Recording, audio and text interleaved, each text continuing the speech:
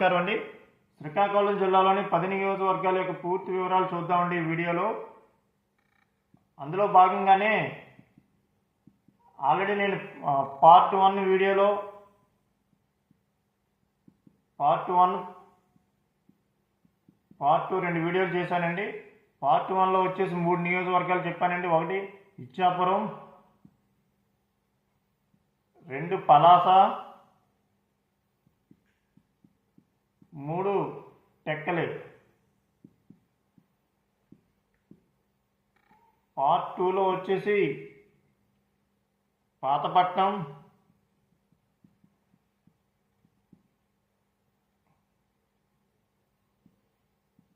4 శ్రీకాకుళం,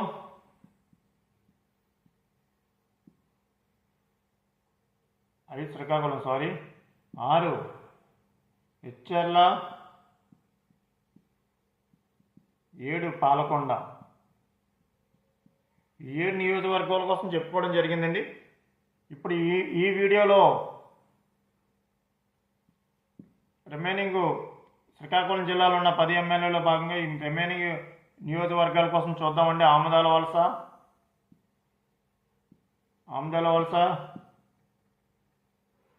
9 నర్సన్నపేట,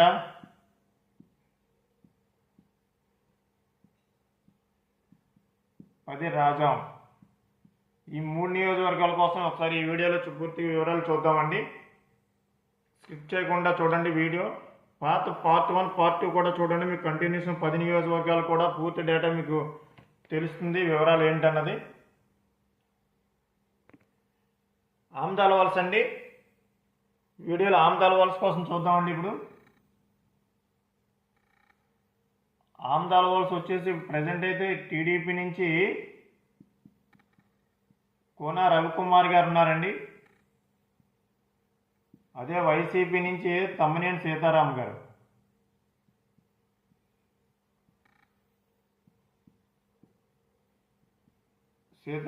ఉన్నారు. వీళ్ళిద్దరూ రిలేషన్ అండి. సీతారాం గారు, కోన రవికుమార్ గారు కూడా ఇద్దరు మేనమామ మేనల్డ్ పిల్లలు అవుతారనుకుంటా రిలేషన్కి. మరి 2024 వీళ్ళిద్దరూ పోటీ పడుతున్నారు. అలాగే 2014లో కూడా వీళ్ళిద్దరే పోటీ చేశారండి. 2014లో అయితే కోన రవికుమార్ గారు గెలిచారండి తమ్మినేని సీతారాం గారి మీద. సుమారుగా 5,400 ఓట్ల మెజార్టీతోని కోన రవికుమార్ గారు గెలిచారండి. 2019లో వచ్చేసి తమ్మినేని సీతారాం గారు గెలిచారండి. సుమారుగా 13,911 ఓట్లతోని 2019లో తమ్మినేని సీతారామరావు గారికి గెలిచారు. 2014లో వచ్చేసి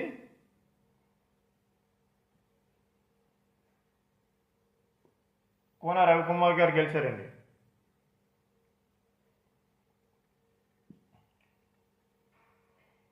మరి ఇప్పుడు 2024లో ఇద్దరికి ఎలా ఉంటుందో చూద్దామండి ఒకసారి.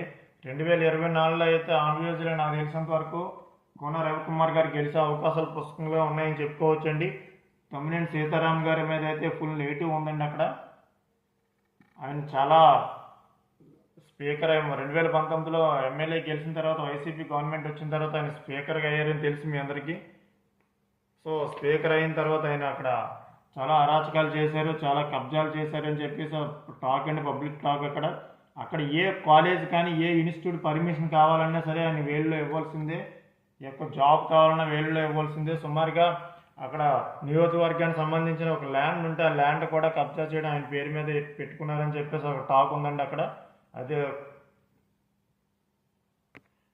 ఆ విషయం కోన రవికుమార్ గారే డైరెక్ట్గా ప్రెస్ మీట్లో కూడా చెప్పడం జరిగిందండి. సో అక్కడైతే ప్రజెంట్ అయితే కోన రవికుమార్ గారు ఈజీగా గెలుస్తారని చెప్పుకోవచ్చు. అక్కడ జనసేన కూడా కలిసిందండి. జనసేనకు కూడా లాస్ట్ టైం 2019లో అయితే సుమారుగా జనసేనకి 7,000 చిల్లర ఓట్లు వచ్చాయండి. జనసేనకి నాకు తెలిసి అవునండి, జనసేనకు కూడా ఓటింగ్ ఉందండి. ఇక్కడ జనసేనకి 7,000 5,000 సంథింగ్ ఓటింగ్ కూడా వచ్చింది ఇక్కడ. సో జనసేన ఒకటి కలిసింది కనుక ఇప్పుడు రవికుమార్ గారు ఈజీగా గెలుస్తారని చెప్పుకోవచ్చు. అందులో తమ్మినేని సీతారాం గారి మీద నెగిటివ్ ఓటు ఉంది. మరి ఆయన కూడా డబ్బులు గట్టిగా తీస్తారు కనుక టఫ్ ఫైట్ అవ్వచ్చు, కానీ టఫ్ ఫైట్ ఏమి ఉండదు. ఇంకో విషయం ఏంటంటే అండి, ఇప్పుడు కాలమటి వెంకటరామమూర్తి గారు ఇప్పుడు ఈయన ఓడిస్తానని చెప్పి శపథం చేస్తున్నారు. అక్కడ ఆయనకు టికెట్ లేదు కదా, పాతపట్లలో టికెట్ ఆయన రాలేదు, ఇచ్చారు లాసించారు, అది కూడా రాలేదు. రెండు రాకపోవడం వల్ల ఇప్పుడు ఆయన ఏం చేస్తున్నారంటే కాలమటి వెంకటరమణ గారు ఈయన ఎలా గెలుస్తారో రవికుమార్ గారు నేను చూస్తానని చెప్పేసి ఆయన అంటున్నారు. మరి చంద్రబాబు నాయుడు గారు కూడా ఆయనతో మాట్లాడలేదు, కాలమటి వెంకటరమణమూర్తి గారితో. మాట్లాడరేమో అనుకుంటున్నా. ఎందుకంటే అక్కడ ఆయన అచ్చెన్నాయుడు గారిని కూన రవికుమార్ గారిని ఇద్దరిని తిట్టడం అంటే పబ్లిక్గానే అంటున్నారు, వాళ్ళిద్దరి వల్ల నాకు సీట్ రాలేదని. కలమటి వెంకటరమణ గారు ప్లస్ గుండా లక్ష్మీదేవి గారు ఇద్దరు కూడా వాళ్ళిద్దరి వల్ల రాలేదంటున్నారు. మరి చూడాలి, వీళ్ళిద్దరూ కలమటి గారు ఏమన్నా సీతారాం గారితో కలిసి రవి గారిని ఓడించడానికి ఏం చూస్తారేమో. అంతేం ఉండదండి, అంత ఇన్ఫ్లుయెన్స్ చేయలేరు నాకు తెలిసి. ఆమదాల వలసలో అయితే కూన రవికుమార్ గారు గెలుస్తారని చెప్పేసి అనుకోవచ్చు. ఇదైతే టీడీపీ అయితే గెలుస్తుందండి ఆమదాల వలస. చూద్దామండి, నెక్స్ట్ ఇంకా 1 మంత్ ఉంది కదా, 1 మంత్లో కూడా ఒక వీడియో చేయడానికి చూద్దాం, ట్రై చేద్దాం. ఇప్పుడు ప్రజెంట్ ఉన్న సిచ్యువేషన్ అయితే నేను చెప్తున్నాను. నెక్స్ట్ కూడా ఇంకా 1 మంత్లో ఏమైనా మారితే మారచ్చు, చూద్దాం. అప్పుడు కూడా మంత్ ఎండింగ్లో ఒక వీడియో కూడా చేద్దామండి ఇదే ఆమదాల వలస మీద. నెక్స్ట్ నియోజకవర్గం చూద్దామండి, నర్సన్నపేట. నెక్స్ట్ నియోజకవర్గం 9 నర్సన్నపేట అండి. నర్సన్నపేట నియోజకవర్గం వచ్చేసి ప్రజెంట్ టీడీపీ నుంచి బొగ్గు రమణమూర్తి గారు ఉన్నారండి.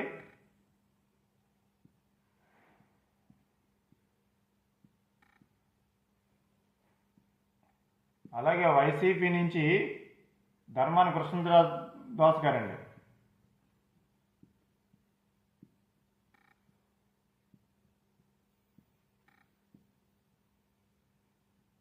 కృష్ణదాస్ గారు ఉన్నారు, ధర్మన్ ప్రసాదరావు గారి తమ్ముడు. అయితే 2024లో ఇది 2014లో కూడా ఇక్కడ ధర్మాన కృష్ణదాస్ గారు బొగ్గు రమణమూర్తి గారు ఇద్దరి మధ్య పోటీ అండి 2014లో. అయితే అప్పుడు కూడా 2014లో కూడా ఈయన బొగ్గు రమణమూర్తి గారు గెలిచారండి. 2014లో అయితే టీడీపీ విన్ అయిందండి, ఈయన బొగ్గు రమణమూర్తి గారే గెలిచారండి. అక్కడ సుమారుగా నాకు తెలిసి రమణమూర్తి గారు ఎన్ని ఓట్లతో మెజార్టీతో గెలిచారంటే 4800 ఓట్ల మెజార్టీతో గెలిచారండి కృష్ణదాస్ గారి మీదే. 2019లో వచ్చేసి ధర్మాన కృష్ణదాస్ గారు గెలిచారండి. 2019లో 19,555 ఓట్ల మెజార్టీతో గెలిచారండి ధర్మాన కృష్ణదాస్ గారు 2019లో. సో మళ్ళీ ఇప్పుడు 2024లో కూడా వీళ్ళిద్దరే పోటీ పడుతున్నారు. మరి ఎలా ఉంటుందో చూడాలి. టఫ్ ఫైట్ అయితే అని చెప్పొచ్చండి. ఇదైతే నర్సన్నపేట నాకు తెలిసినంత వరకు బొగ్గు రమణమూర్తి గారు క్యాండిడేట్ అలాంటి అయినే, ధర్మాన కృష్ణదాస్ గారు క్యాండిడేట్ ఆల్రెడీ వైసీపీ గవర్నమెంట్లో మొన్న 2019లో మినిస్టర్గా కూడా చేశారు. కొన్ని రోజులు ఈయన చేసిన తర్వాత ధర్మాన ప్రసాదరావు గారు చేశారండి అదే మినిస్టర్. సో ఫైట్ అయితే టఫ్ ఫైట్ అని చెప్పొచ్చు ఇద్దరిలోనూ. అక్కడ కాన్స్టిట్యున్సీ కూడా టీడీపీ వైసీపీ వారావారి ఉండే కాన్స్టిట్యున్సీ అండి ఇది. 2024లో నాకు తెలిసి టఫ్ ఫైట్ అండి ఇది. 50-50 మ్యాక్సిమం కలిసే ఛాన్సెస్ అయితే. ఇప్పుడు జనసేన కలిసింది కనుక జనసేన కూడా కొంత ఓటింగ్ ఉందండి ఇక్కడ. 2019లో కూడా జనసేనకి నాకు తెలిసి 2400 ఓటింగ్ ఎంతో వచ్చిందండి. జేఎస్పీకి 2400 ఓట్లన్నీ వచ్చాయి. సో ఇప్పుడు ఆ 2400 ఎంతో కొంత యాడ్ అవుతాయి. అయినా సరే ఇక్కడ భారీ మెజార్టీని తగ్గించడం అంత అసమస్య కాదండి. చెప్తుందానికి ఇదైతే full tough fight. Maximum edge అయితే వైసీపీకి ఉంటుందని చెప్పుకోవచ్చు. టీడీపీ వైసీపీ అన్నది ఎవరు అంత ఈజీగా చెప్పలేము. ఇంకా 1 మంత్ టైం ఉంది కనుక 1 మంత్ లేదా మారచ్చు. ప్రజెంట్ ఉన్న సిచ్యువేషన్ అయితే ఫుల్ టఫ్ ఫైట్ అండి ఇది. నెక్స్ట్ నియోజకవర్గం చూద్దామండి, రాజాం. నెక్స్ట్ 10 అండి, 10వ నియోజకవర్గం రాజాం వచ్చేసి టీడీపీ నుంచి ప్రజెంట్ అయితే కొండ్రు మురళి గారు పోటీ చేస్తున్నారండి. మురళీమోహన్ గారు. అదే వైసీపీ నుంచి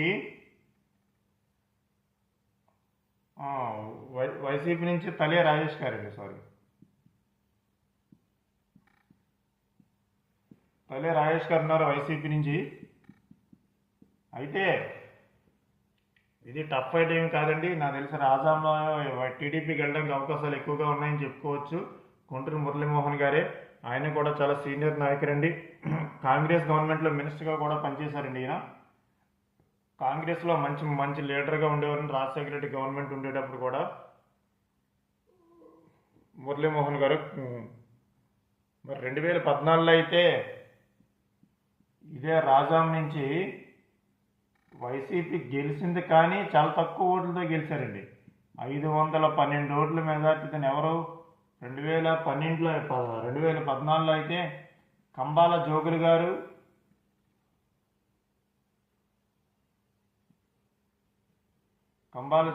వైసీపీ నుంచి, ఇక్కడ వైసీపీ ఉన్నాయండి. కంబాల జోగులు గారు వైసీపీ నుంచి, టీడీపీ నుంచి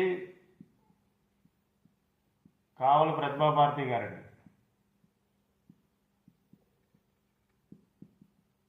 స్వల్ప మెజార్టీతో ఓడిపోవడం జరిగిందండి. స్వల్ప మెజార్టీతో గెలడం జరిగిందండి వైసీపీ అయితే 2014లో 512 ఓట్లు. 2019లో కూడా ఇక్కడ వైసీపీ గెలిచిందండి. కంబాల జోగులు గారే గెలిచారు 2019లో కూడా. 2019లో అయితే 2019లో కంబాల జోగులు గారు,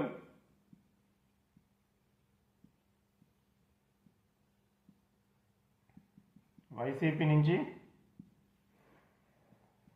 కొండ్రు మురళీమోహన్ గారండి. టీడీపీ నుంచి సుమారుగా 2019లో 16,000 చిల్లర మెజార్టీతో గెలిచారండి. 16,848 ఓట్ల మెజార్టీతో వైసీపీ గెలిచిందండి ఇక్కడ 2019 అయితే. మరి ఇప్పుడు 2024లో మళ్ళీ అదే కొండ్రు మురళీమోహన్ గారికి ఇవ్వడం జరిగింది సీటు అక్కడ. కాకపోతే ఇక్కడ వైసీపీ నుంచి క్యాండిడేట్ మార్చారండి. కంబాల జోగులు గారిని తీసుకొచ్చేసి పాకిరేపేటకి వేశారు. పాకిరేపేటలో పోటీ చేస్తున్నారు ఇప్పుడు కంబాల జోగులు గారు, రాజధాని నుంచి కాకుండా. అక్కడ వంగలపూడి అనిత గారి మీద కంబాల జోగులు గారు ప్రజెంట్ అయితే పాకిరేపేటలోనూ పోటీలో ఉన్నారండి. ఈ తలే రాజేష్ గారిని వచ్చేసి వైసీపీ నుంచి రాజాంలో వేయడం జరిగింది. సో అయితే వీళ్ళిద్దరికీ పోటీ అంటూ నాకు తెలిసి ఇక్కడ మురళీ గారికి, కొండ్రు మురళీమోహన్ గారికి బాగుంటుందని చెప్పుకోవచ్చు. కంబాల జోగులు గారిని వేసుంటే కదా గట్టి పోటీ ఉండేదండి. ఎందుకంటే ఆయన పీఆర్పీలో కూడా ఒకసారి ఎమ్మెల్యే గెలిచారండి కంటెస్ట్ చేసి. సో కొంచెం గట్టి క్యాండిడేట్ జోగులు గారు. మరి ఆయన తీసుకెళ్ళి ఎస్టీ రిజర్వ్ కాన్స్టిట్యున్సీ అండి ఇది, తీసుకెళ్ళి పాకిరాయపేట పంపించారు. మరి చూడాలి. ఇక్కడైతే పుష్కలంగా టీడీపీ అయితే గెలుస్తుందండి, అందులో డౌట్ అయితే లేదు. 70% ఛాన్సెస్ ఎక్కువ ఉన్నాయి టీడీపీకి వెళ్ళడానికి. టీడీపీ అయితే విన్ అవుతుందండి ఈ నియోజకవర్గం,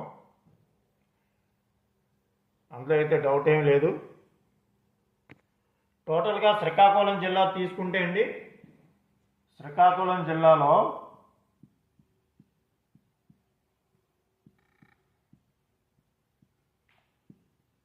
పదిగ్గాను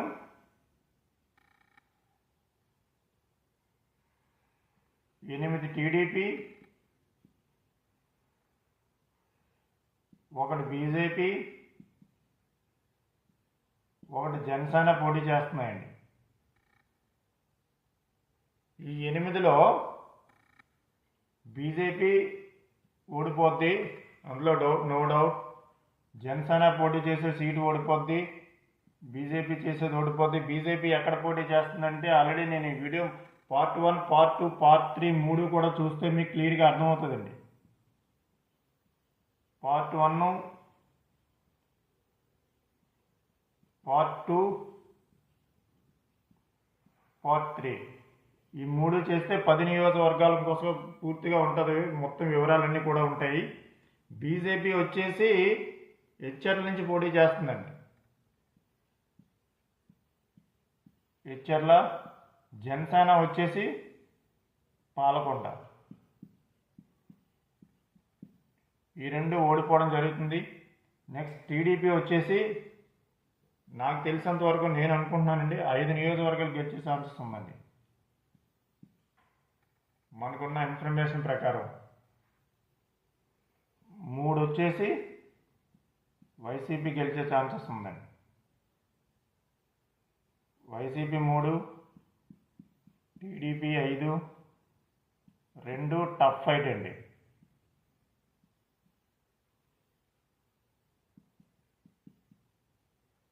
టఫ్ ఫైట్ అని చెప్పుకోవచ్చు. ఒక టీడీపీకి ఒకటి జనసేన వైసీపీకి ఎట్లుండే ఛాన్సెస్ ఉందండి. ఈ రెండిట్లో కూడా టీడీపీ ఒకటి,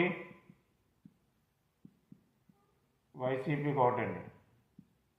అలా అయితే వైసీపీ టోటల్గా 4, టీడీపీ 6 గెలిచే అవకాశం ఉంటుందండి శ్రీకాకుళం జిల్లా మొత్తం. మ్యాక్సిమం 2 కూడా టీడీపీ గెలిచినా ఆశ్చర్యపోని అవసరం లేదండి. ఈ శ్రీకాకుళం 10 నియోజకవర్గాల్లో కూడా క్లియర్గా అయితే 5 అయితే ఈజీగా గెలిచే అవకాశం ఉంది టీడీపీ. వైసీపీ 3 ఈజీగా గెలుస్తుంది. ఈ 2 బీజేపీ జనసేన 2 ఓడిపోతాయి, అందులో నో డౌట్. నెక్స్ట్ వీడియోలో విజయనగరం జిల్లా కోసం చూద్దామండి. ఈ వీడియో పూర్తిగా పార్ట్ 1, పార్ట్ 2, పార్ట్ 3 3 చూడండి. మీకు క్లియర్గా అన్ని నియోజకవర్గాలు క్లియర్గా అర్థమవుతుంది. థ్యాంక్ యూ అండి. వీడియో నచ్చితే సబ్స్క్రైబ్ చేసుకోండి, అందరికీ షేర్ చేయండి, లైక్ చేయండి. Thank you so much.